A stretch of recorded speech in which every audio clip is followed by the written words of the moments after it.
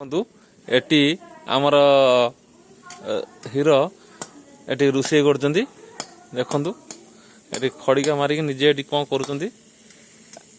ଏଇଠି ଆଜ୍ଞା ଚିକେନ ହଉଛି ନା ମାଛ ହଉଛି? ମସଲା ହଉଛି ଆଉ ଚିନି ହଉଛି। ଆଉ ଆପରେ କ'ଣ ପଡିବ? ମାଛ ପଡିବ ନା ଚିକେନ ପଡିବ?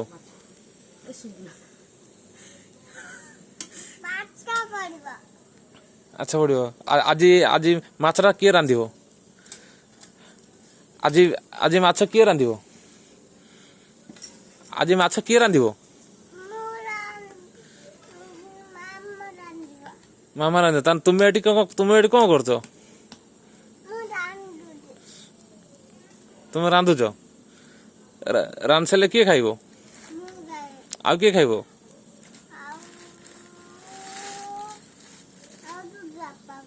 ଆଉ କିଏ ଖାଇବ?